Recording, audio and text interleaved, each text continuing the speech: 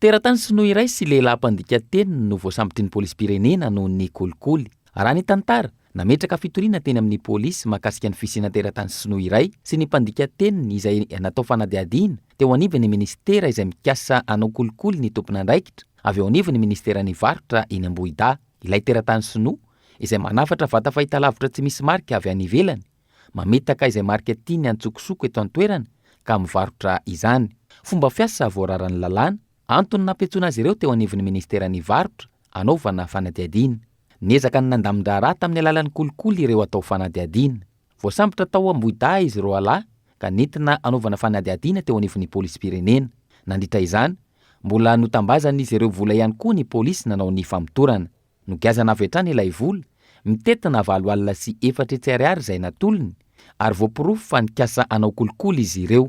Manoloana izay kolikoly izay hatrany, efa mitsangana eo anivon'ny vondrom-pilehovana Diana sy Sava ankehitriny ny rafitra antsoina hoe STAK, rafitra miady amin'ny kolikoly. Fa mitsangana eo anivon'ny groupement ny gendarmerie anankiroa na ny votritoby mpilehovana gendarmerie dia ny Diana sy ny Sava, ny rafitra izay antsoina hoe STAK. Io zany rafitra miady amin'ny kolikoly.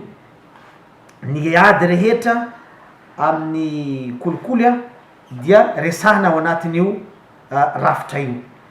Efa baiko tsy maintsy ho tanterahana eo anivon'ny gendarmerie ny ady amin'ny kolikoly koa. Mibaiko anareo gendarme rehetra mpikaroka fandikan-dalàna ato anatin'ny fari-piadian'ny gendarmerie, antsiranana ny tenako mba handray andraikitra tsy misy atakandro amin'ny fotoana rehetra izay ilana izany. Tsy tokony hisalasala ny mponina anatina io rafitra io raha misy ny tranga eny anivon'ny fiarahamonina. Misy fitarainana momba kolikoly tianareo atao dia afaka mandray izany ny mpikaroka fandikan-dalàna manerana ny fari-piadian'ny gendarmerie ato anatin'ny faritany Antsirana. Izay dia manamafy hatrany ny fahavononanay hanadio ny ato anatin'ny gendarmerie. Ko raha sendra misy fomba fiasa na fitondrantena tsy mendrika miseho ataon'ny gendarmerie dia aza misalasala manatona ny lehiben'izy ireo tsirairay. Isan'ny sakana tsy hampandroso ny firenena ny fisian'ny tranga na kolikoly.